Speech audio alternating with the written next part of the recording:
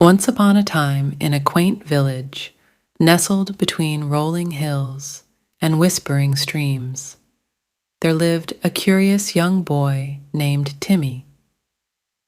Timmy was always eager to explore the world around him, and one day, while playing in the forest, he stumbled upon a hidden glade. In the center of the glade, surrounded by colorful flowers and shimmering butterflies, stood an ancient-looking pot.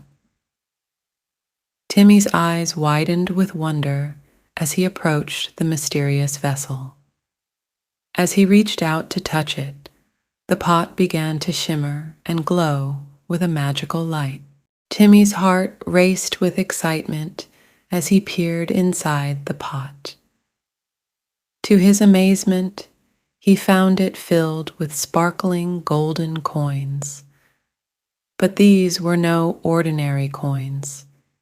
They were magic coins that granted wishes to anyone who possessed them. Overjoyed by his discovery, Timmy carefully took one of the coins from the pot and made his first wish.